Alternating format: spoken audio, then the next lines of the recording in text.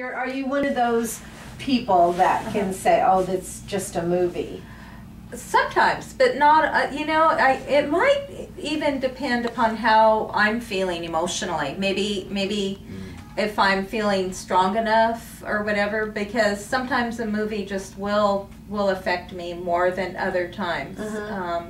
But I think I tend to know what it is, and I like I said, I know I don't have the capacity for war movies. They just are too painful. Really? And, yeah. And see, war movies, it just doesn't touch bother me. you? No, Yeah. but I think it's because it's kind of not real. Yeah, it's not something I've maybe been through. I think that's I can appreciate that. Yeah. Well, for me, I guess I get caught up in the movie. Maybe. Yeah. I don't know. That just happens to be the ones that are, anytime somebody dies.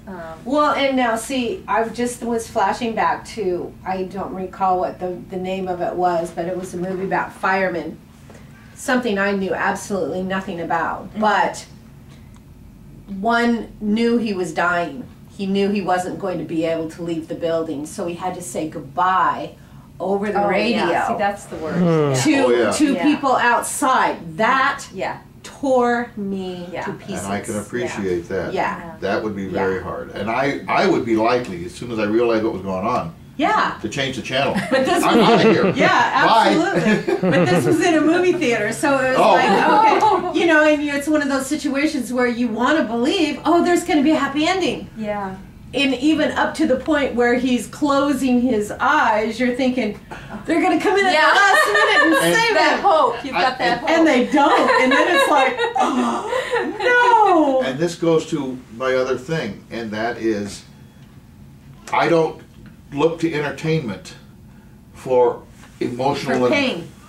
For pain. To me, entertainment is to get me out of this world. That's right. To distract me. Remove me. Yes, I have enough. My wife is not home. Yeah. She's 800 miles away. I don't need more drama. More drama in my life. I'm dealing with enough.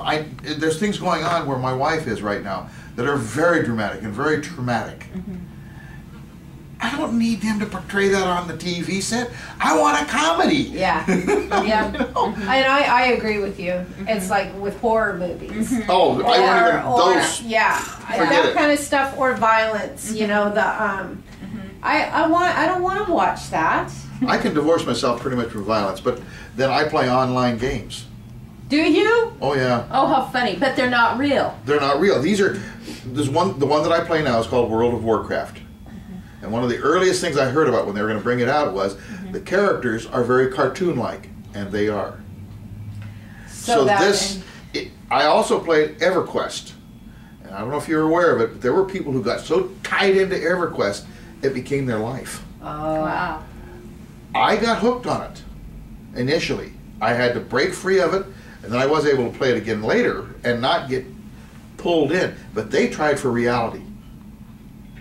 They actually did play with your mind. And that is so interesting. But World of Warcraft, they've managed to keep it as a game. I find that interesting that somebody so strong-willed would get that involved in a video game. But see, I can see that. I think that he did because he's so intense, and it was a good challenge, and it was something that would stimulate his mind, and so I could and it is a lot more stimulating than you would think it is. It really I does could take care a lot. less about video Well, there was a factor there.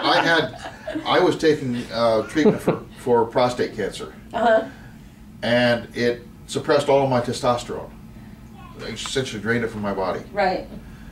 Well, I was getting hot flashes, and I got hot flashes once an hour, dripping. I sat in front of a fan constantly, but I had to sit. You can't walk around and have that happen. You're going to get So I was sitting and watching this, and also it made me weak. You take a man's testosterone away from you, you have taken away his strength. So, all of these factors, it was something to do. I played the game. Yeah. I was glued to the chair. It was your therapy right then. And Yes, in many ways it was. It was what got me. It was a major factor in getting me through what I had to go through. Sometimes there are situations, but now I've got a problem with which I still have to do a lot of sitting. But the game has not pulled me in. I've recognized I have got to, and made the mental change. I can play the game and enjoy it, enjoy the challenge, but I don't get sucked into it. And it's a different game, and this game doesn't try to suck you in. It tries to be a game. Now, do you get the little video card that you can play No, with this, other people outside the...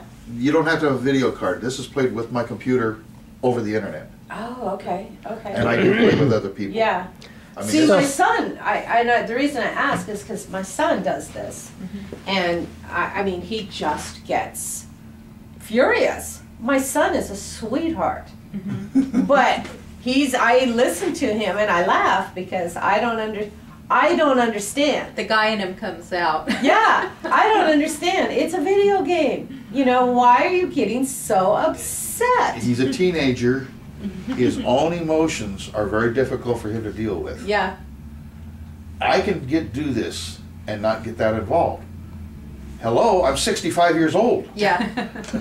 I hope, not everybody has, I've met them that have, but I would hope that I've learned enough to be able to be better in control. And it's a form of entertainment. And for me it has become but for your son, he can, and any other teenager, male or female, they can get caught because they're having a hard time struggling with their own emotions. Yeah.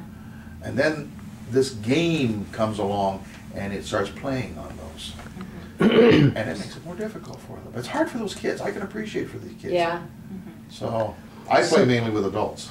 So to wrap up our wonderful video, I just thought of something. Can we just go around, if you feel comfortable doing this, and just maybe say a few words about how you would describe your own personality? Or how would your friends, family members, loved ones describe you?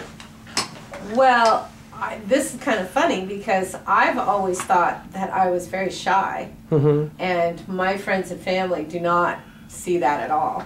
What would they say? They think that I am very outspoken and friendly. And in fact, my son thinks I'm friendly to a fault. He's like, Mom, you have to talk to everybody everywhere you go. Boy, that sounds like a teenager. You know, yeah. And it's like, well, I kind of do. I mean, that's just, you know. But now as a child or even as a teenager, I didn't do that. I didn't feel that... I guess maybe I didn't feel that my opinions were worthy of putting out there, and I still don't think that I'm throwing opinions out there. I just was a much quieter Child. Yes. But then you were adopted too. Yes. That might have something to do with it. Yes. Because phosphorus is even children as a child. They tend to be more social. Really? Yeah.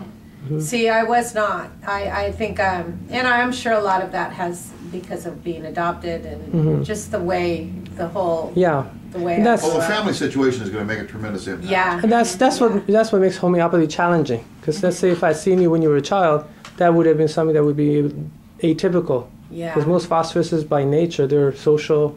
It's very easy for them to I would socialize. like to have a redo on my childhood. Kinda.